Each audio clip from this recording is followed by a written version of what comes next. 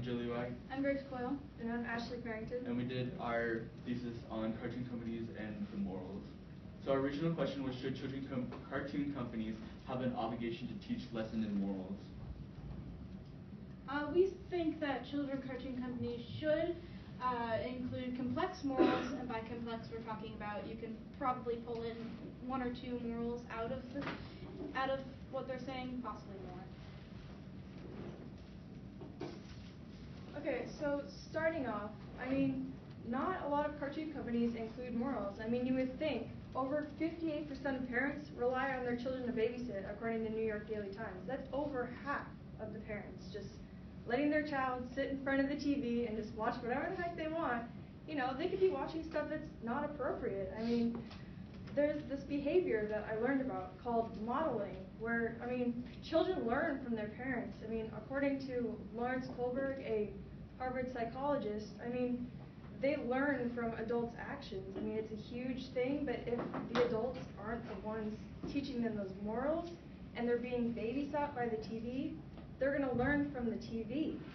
I mean, also, I researched this study done by Berkeley, and it was led by a researcher named Jean Desity.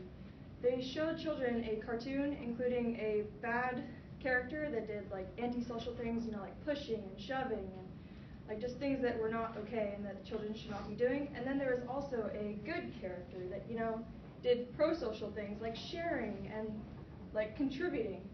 And then they were measuring the children's brainwaves. And it was interesting enough that there's actually two different types of brainwaves that actually come from looking at pro-social versus antisocial characters. And also, after they had measured the brainwaves and made this discovery, they asked the children, they gave them a choice between the good toy and the bad toy. And actually, they were chosen equally, but the children that were choosing the good toy were actually giving it credit for doing the right thing. I mean, they learn these things from their parents and watching TV, and if these things aren't shown on TV and they're being babysat by their parents, what are they going to learn? There's also such a significant value to children cartoon companies themselves, and in our complexities, which we'll be going to later, there's issues with if they're having these good morals, and it's scientifically proven that these good morals are like affecting kids and like benefiting kids, that sometimes there's like political agendas or there's censorship that can hinder the audience or not be able to show to the kids themselves, and that will lead to our solution and complexities later. All these statistics, I'm going to say right now, were not statistics that I found. I had to figure them out using the Amazon review system, and so they may not be 100% correct.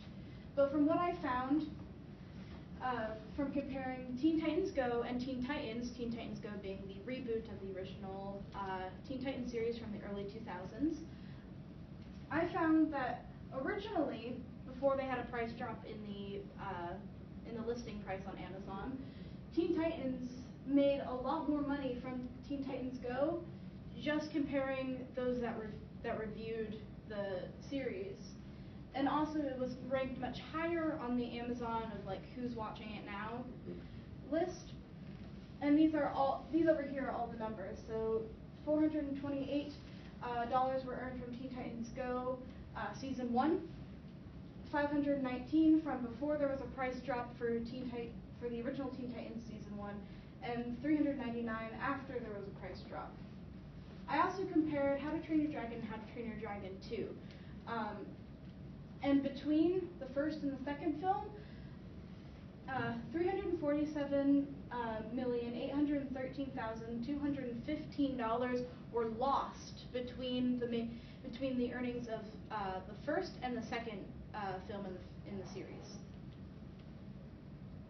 I also compared the Shrek films, and while Shrek 2 did make a significantly higher earnings than the original Shrek film did, when looking at IMDb and the amount of like reviews and all that kind of stuff, it was actually rated 6 points lower than the original Shrek film.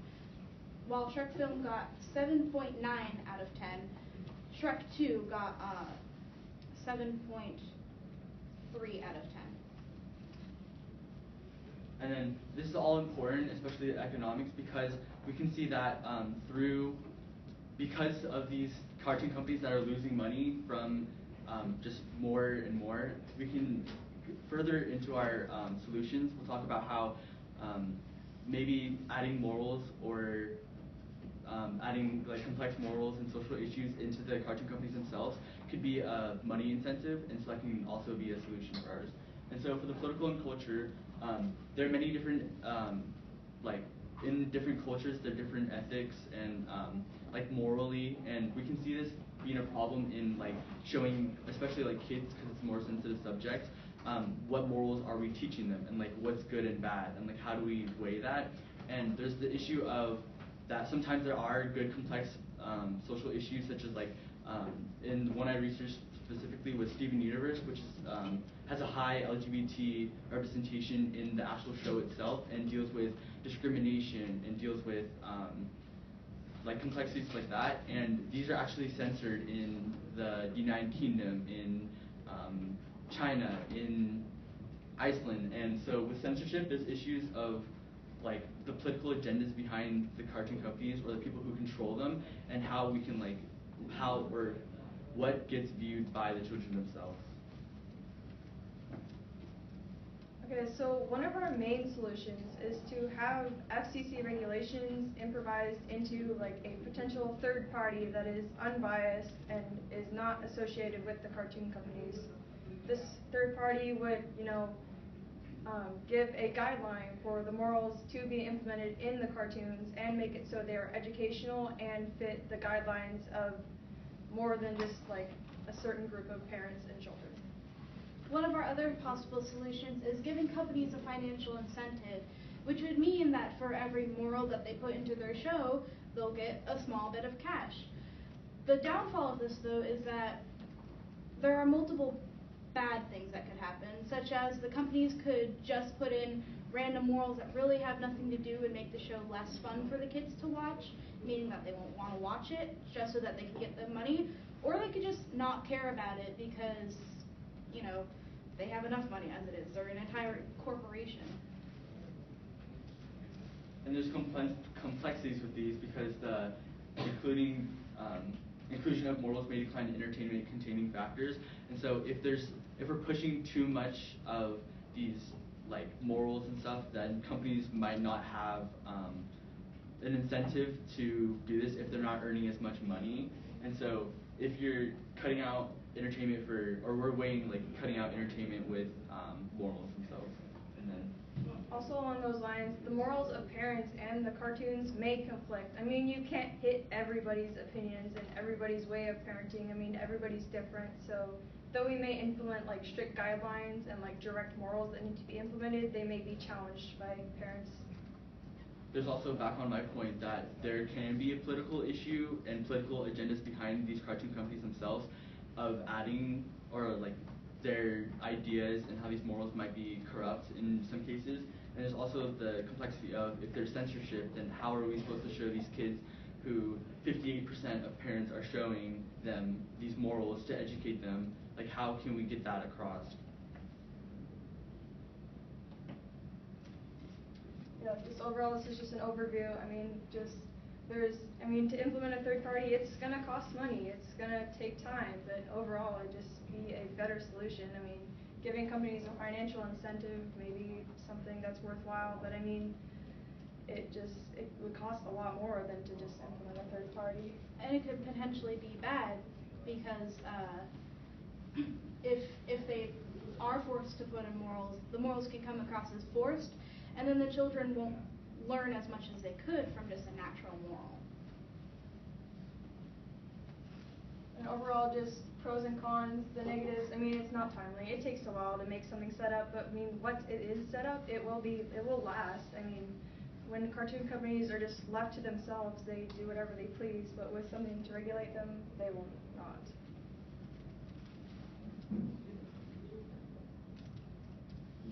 That's it. Thank you. I have just a couple of questions. So Ashley, we'll start with you.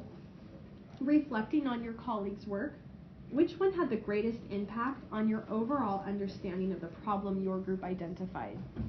Actually, I think Joe's perspective had the greatest impact because I'm not really much into politics and like culture, and my lens was really about like, you know, different people's morals and like how they may conflict and stuff. But Joe was like looking at the overall view, and that really helped just like solidify exactly what we were looking for.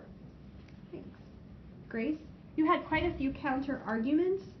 In the end, though, what do you feel was the strongest counter argument to the solution or conclusion your team identified, and why? I feel like the largest counter argument has to do with how certain parents, they have conflicting morals with what the cartoons may be trying to teach.